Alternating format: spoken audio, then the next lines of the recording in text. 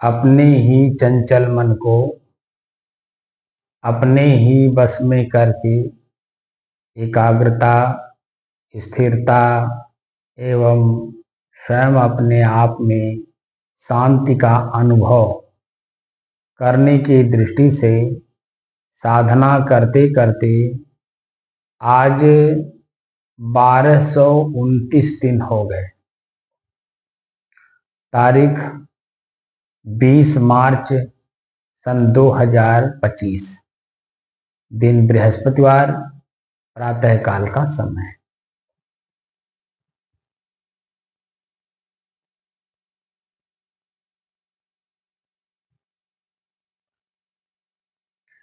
अपने ही श्वास को लगातार 2 घंटे तक चेतना में रह करके देखने के लिए अभ्यास कराया जा रहा है और अपने ही श्वास में और क्या क्या दिखाई देता है इसके बारे में जानकारी प्राप्त करना। जानकारी हमारे संस्कृत भाषा में ज्ञान कहते हैं। श्वास श्वास में, पहले तो श्वास को जाना जाए, फिर श्वास में और क्या क्या दिखाई दे रहा है उसे जाना जाए, उसका ज्ञान किया जाए।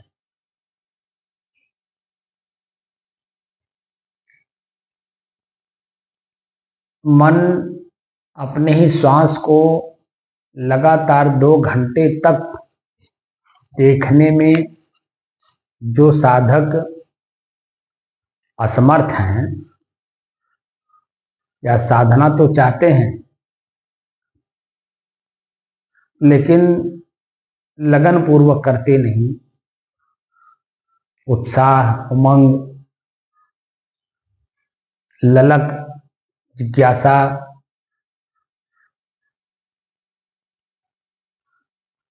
तब तक हम अपने मकसद में कामयाब नहीं होंगे कि मैं स्वयं कौन हूं। पहले अलग की वस्तु को जाना जाए,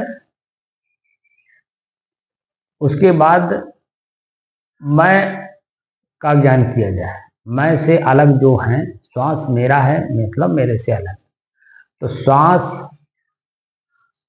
चल रहा है, मैं देख रहा हूं, तो श्वास चल रहा है, तो श्वास को कौन देख रहा है? एक होता क्रिया, मैंने आप लोगों को बताया भी था, क्रिया प्रतिक्रिया। तो क्रिया श्वास, प्रतिक्रिया श्वास को कौन देख रहा है कि श्वास कैसा चल रहा है, तेज चल रहा है, मध्यम चल रहा है, धीमी गति चल रहा है। उसको महसूस करने वाला कौन है, देखने वाला कौन है, जानने वाला कौन है?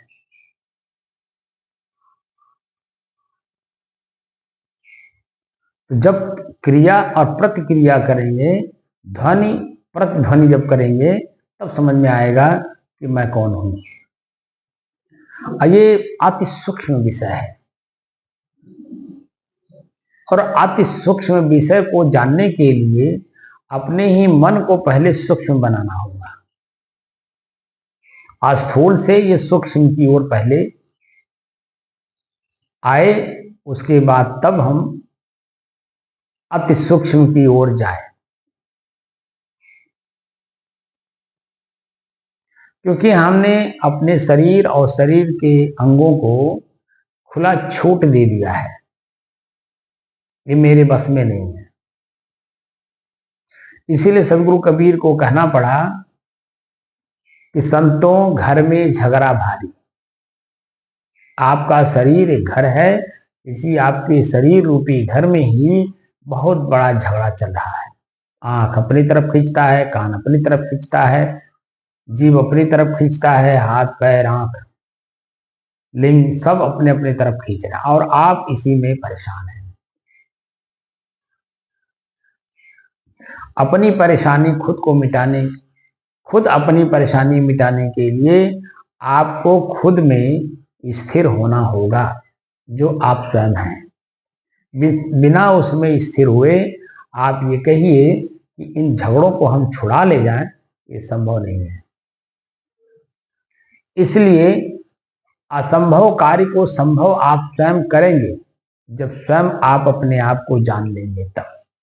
और आपके अपने खुद के रास्ता, खुद तक पहुंचने में जो बाधाएं आए, उन बाधाओं को आपको स्वयं दूर करना होगा।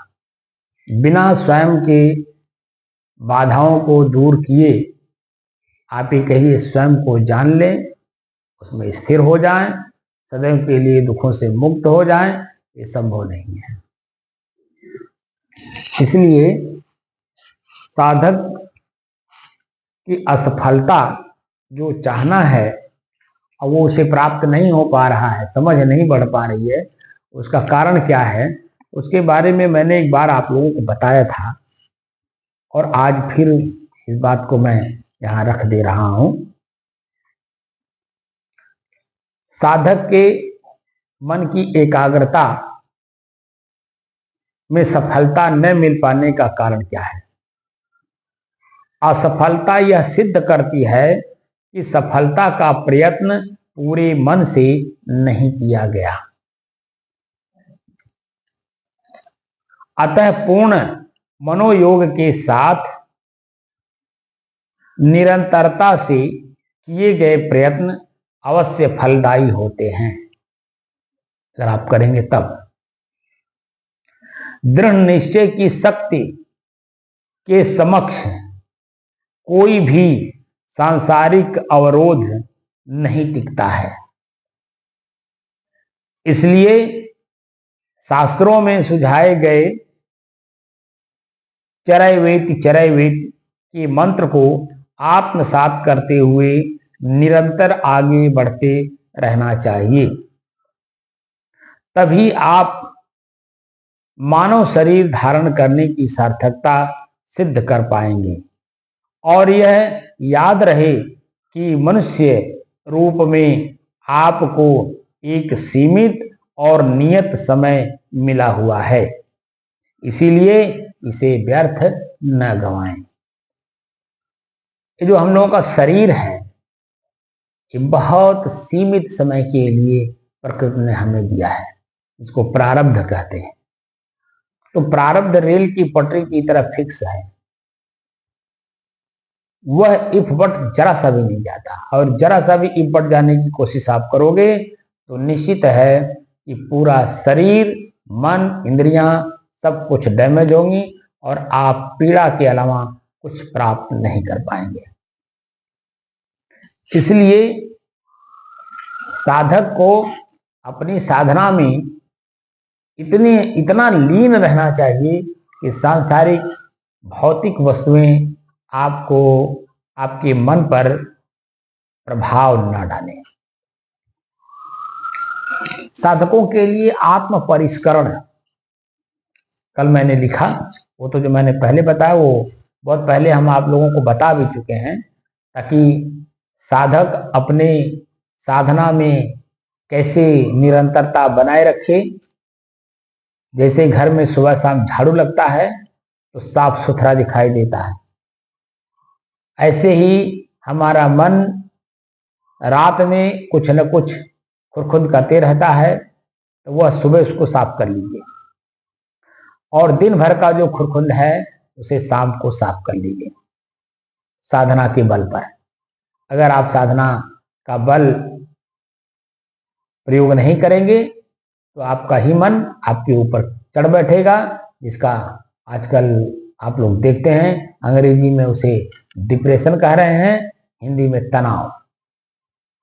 आप तनाव लेकर के जिएंगे, और तनाव यानी डिप्रेशन, डॉक्टर जानता है कि तनाव के कारण ही ब्रेन हेमरेज, हार्ट अटैक जैसे बड़ी बड़ी बीमारियां हो रही हैं। और यही शरीर से आपका बिछो हो जाएगा, आप ना सांसारिक सुख ले पाएंगे और ना ही आत्मिक। इसलिए शरीर को जैसा है वैसे बनाए रखिए, ताकि आपको सांसारिक सुख भी प्राप्त हो और आत्मिक सुख भी। तो आत्म परिष्करण मैंने कल लिखा, उसका विवरण मैं आप लोगों को दे रहा हूं। कि आत्म परिष्करण किसे कहते हैं। परिष्करण का अर्थ है शोधन या परिमार्जन। और आत्म शब्द का आप जानते ही हैं, मैंने कई बार बता चुका हूं कि आत्म शब्द का अर्थ होता है स्व, स्वयं, मैं और निज, खुद और स्वतः। तो शोधन किसका करना है और परिमार्जन किसका करना है, और कौन करेगा और क्यों करेगा, किस लिए करेगा और कब तक करेगा। ये प्रश्न का उत्तर आपको ढूंढना है।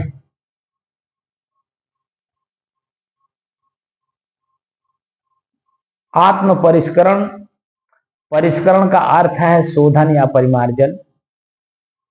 विविध प्रकार से दोषों का परिष्कार करने की क्रिया आत्म परिष्करण कहलाती है।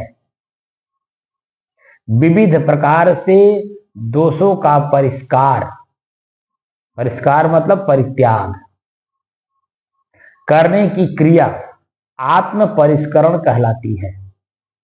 इस विकारी जगत में एक स्व ही निर्विकार है। स्व अर्थात मैं स्वयं ही अपने आप में निर्विकार हूं, जिसको पुरुष कहा जाता है। पुरुष एते पुरुष, जो शरीर रूपी पुर में निवास करने वाला है वह पुरुष है, वही निर्विकार है। बाकी जो शरीर है, शरीर से संबंधित इंद्रियां, उनके विषय, ये सब विकारवान है। तो विकारवान जगह पे रहने से निर्विकार जो स्व है वह भी विकृत हो जाता है। जैसे संगत का असर जैसा होता है वैसे ही आपके ऊपर रंग चढ़ जाता है। तो यहां हम लोग साधना कर रहे हैं, और साधना कर रहे हैं स्वयं को जानने के लिए कि स्वयं मैं कौन हूं। और स्वयं कौन हूं को मैं कई बार उसका उदाहरण भी आप लोगों के सामने पेश कर चुका हूं, जिसको आप मेरे शरीर को देख करके कहते हो ये तो महात्मा जी खर्राटा ले रहे हैं। वहां जब मन ही नहीं है, शरीर की अपनी क्रिया स्वतः हो रही है, तो मैं, मेरा ही नाक बगल में बज रहा है, कान सुनता नहीं है। अगर कान सुनता और चेतना रहती तो निश्चित है मुझे आभास होता कि मैं नींद में हूं, लेकिन कुछ भी आभास नहीं हो रहा।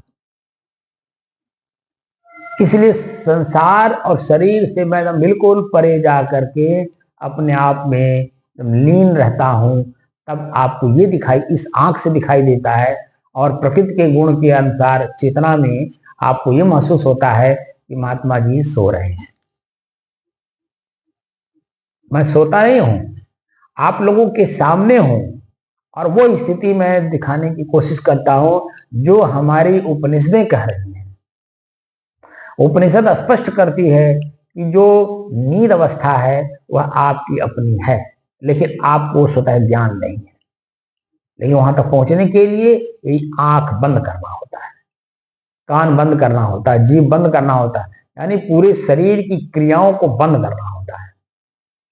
और जो मन है, जो ख्याल कराता है, उसको भी बंद करना होता है कि कुछ ख्याल ना करने पाए। जब मन ख्याल नहीं करेगा तो चित्त को अनुसंधान करने का मौका नहीं मिलेगा। किसका ख्याल हुआ, क्यों ख्याल हुआ, किस लिए ख्याल हुआ, महत्वपूर्ण क्या है, वह महत्वपूर्ण है कि मैं महत्वपूर्ण। ये जो प्रश्नवाचक चिन्ह है ये चित्त का काम है। अब फिर बुद्धि को निश्चय करने का कहीं अवसर नहीं होता है कि ये सत्य है, ये असत्य है, यही सत्य है। और जब बुद्धि निश्चय नहीं करेगी तो क्रिया नहीं होगी। तो सब चीजें, यानी जो अंतःकरण है वह अंतःकरण भी वहां पहुंच नहीं सकता है, वह भी करण है, यानी एक साधन है किसी को जानने के लिए। और मैं जो स्वयं हूं जानने वाला, वहां तक ये सब पहुंच ही नहीं सकते। जैसे किसान तक कोई भी साधन नहीं पहुंच सकता है, साधन का प्रयोग किसान जरूर करता है, लेकिन साधन किसान हो जाए ऐसा संभव नहीं है। ऐसे ही जो मैं स्वयं हूं, प्रत्येक करण का मैं प्रयोग करता हूं, यानी साधन का प्रयोग करता हूं, लेकिन मैं साधन हूं ये संभव नहीं है, ये है ही नहीं है। हर जगह मेरे शब्द का प्रयोग होता है, मैं शब्द का प्रयोग नहीं था। मैं आंख, मैं कान, कोई कहता है? हर व्यक्ति कहता है मेरा कान, मेरा आंख, मेरा मन, मेरा चित्त, मेरा बुद्धि, मैं ऐसा किया।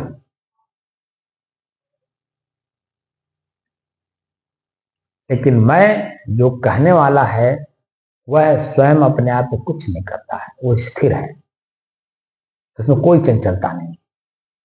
इसलिए जो मैं के अलावा जो कुछ भी है सबको आपको अपने से बाहर समझ करके उसे बाहर कर देना है। इस विकारी जगत में एक स्व ही निर्विकार है, उसका अंश होने से आत्मा भी उन्हीं गुणों से परिपूर्ण है। आत्मा शब्द यहां मन और चित्त से है, बुद्धि से है, यानी अंतःकरण से। उसका अंश होने से आत्मा भी उन्हीं गुणों से परिपूर्ण है, किंतु दैहिक बंधन से सांसारिक माया के वशीभूत हो कालुष्य भाव को प्राप्त हो जाता है। कालुष्य समझते हैं ना, बुराई। ये कलुषताएं बाह्य और आंतरिक रूप से तन, मन एवं आत्मा को कलुषित कर देती हैं, जिसका दुष्प्रभाव मानव के आचरण और क्रिया विधि पर पड़ता है, जिससे बाह्य जगत भी प्रभावित होता है। आंतरिक कलुषताएं स्वयं और समाज दोनों को अधिक क्षति पहुंचाती हैं। आत्म परिष्करण इनसे बचने का एकमात्र साधन है। आत्म समीक्षा आत्म परिष्करण का प्रथम सोपान है। रात्रि में शयन से पूर्व हर साधक को दिन में किए गए कार्यों की समीक्षा करनी चाहिए। शास्त्रों में कहा गया है, हमें दिन में ऐसे कार्य करने चाहिए जिससे रात्रि में अनिद्रा का शिकार न होना पड़े, और जीवन भर ऐसे काम करना चाहिए जिससे अंत समय में जीवन निरर्थक होने का पश्चाताप ना हो। ये शास्त्रों ने कहा है। आत्म परिष्करण से जीवन में देवत्व का प्रवेश होता है, चिंतन में औदार्य तथा आचरण में शुचिता का आगमन होता है।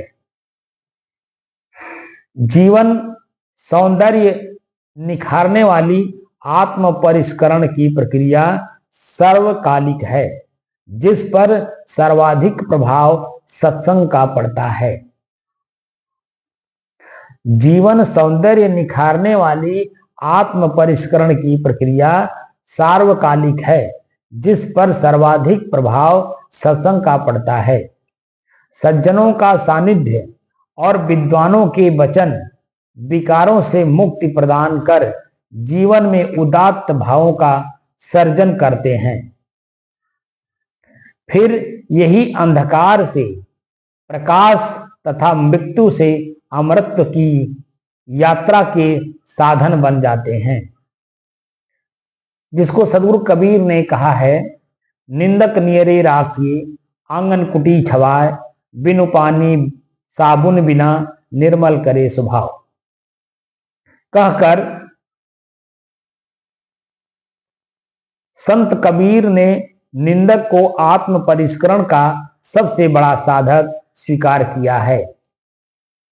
अतएव निर्मल आत्मिक संचेतना के लिए आत्म परिष्करण मानव का यानी साधक का स्वभाव बनना चाहिए।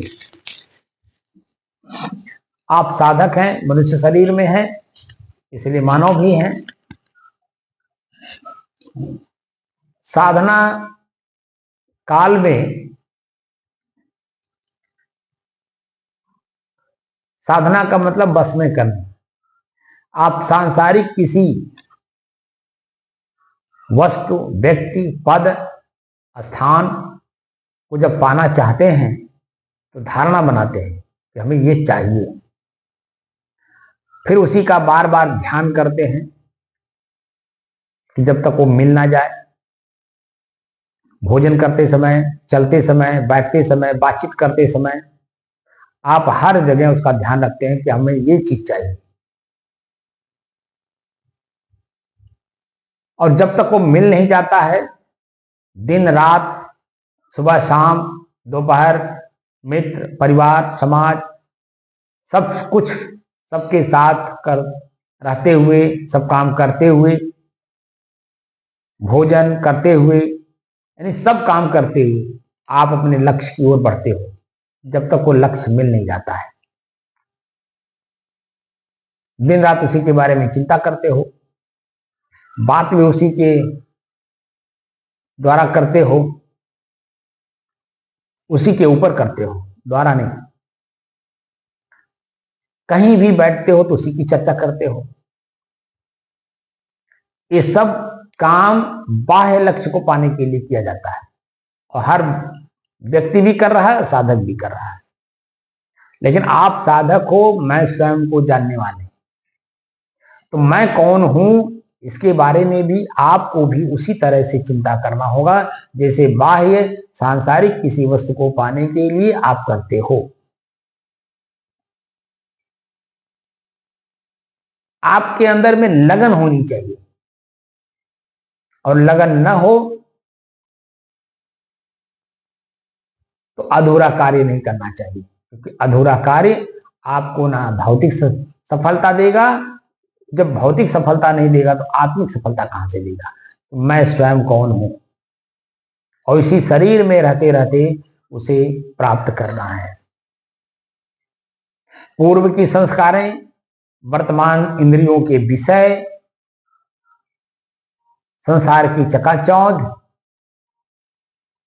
जीवित व्यक्ति आपको इतना प्रभावित करते हैं कि आपको अपने में सांसारिक जीवन जीने में आपको तनाव पैदा करते हैं, तो आत्मिक जीवन जीने में आपको कितना तनाव देंगे।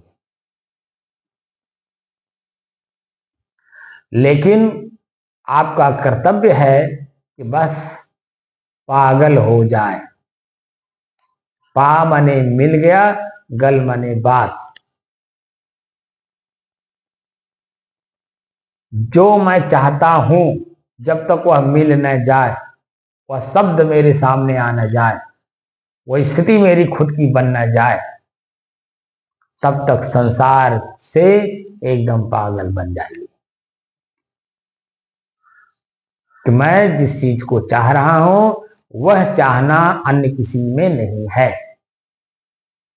उनकी जो चाहना है वो मेरे में नहीं है, इसलिए वो मुझे बुरा कहेंगे, क्योंकि वो उनकी जो चाहना है वह चाहना मुझसे उन्हें प्राप्त नहीं होने वाला है, और मेरी जो चाहना है वो उनसे प्राप्त होने वाला नहीं।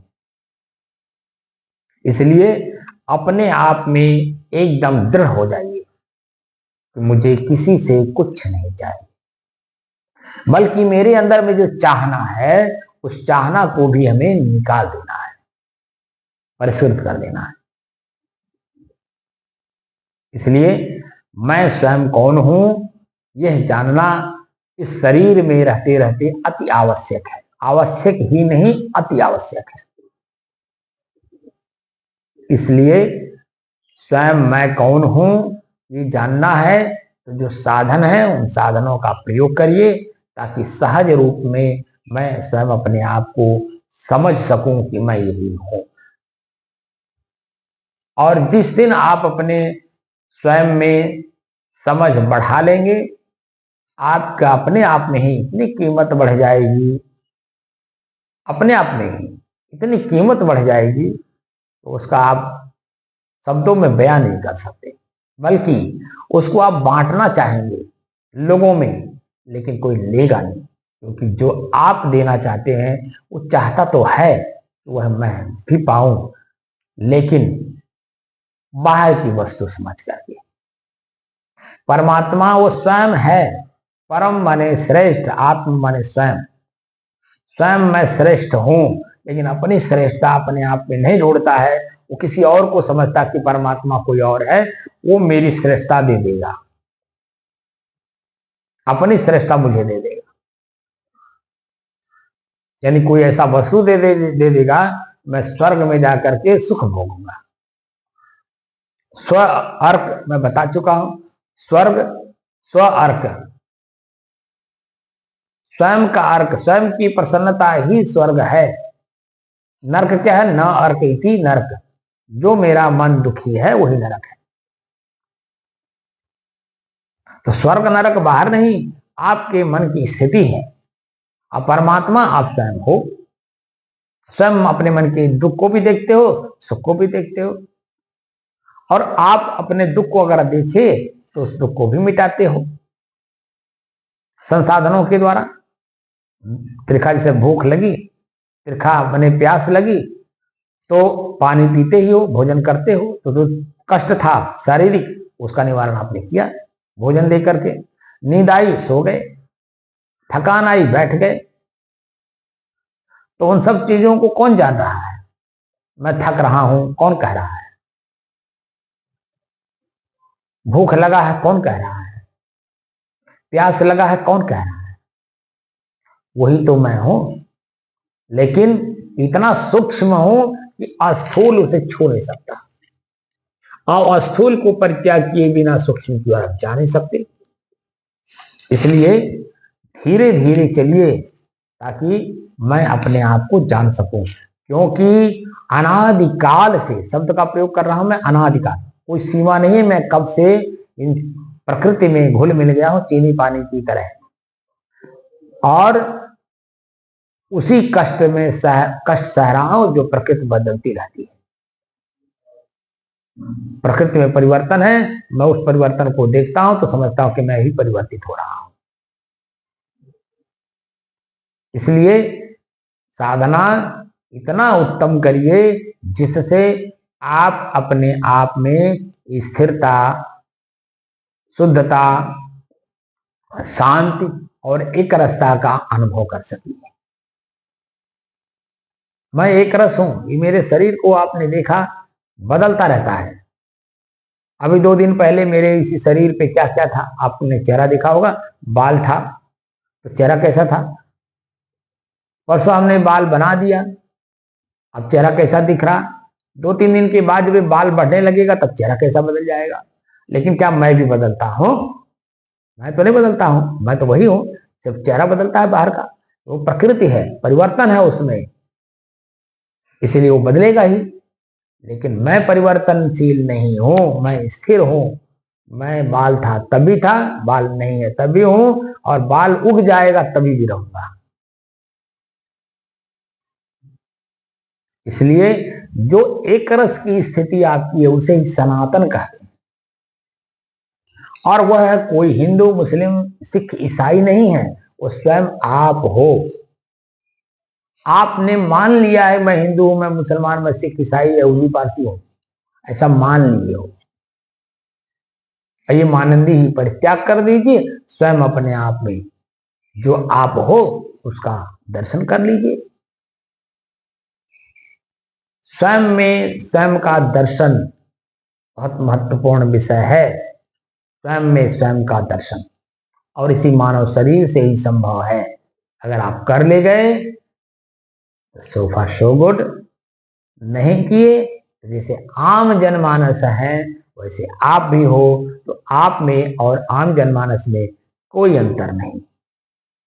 जैसे वो पीड़ित है वैसे आप पीड़ित हो, जिस तरह से वो जीवन जी रहा है उसी तरह से आप जीवन जी रहे हैं। इस मानव जीवन की सार्थकता तभी है हम स्वयं को जान सके मैं कौन हूं।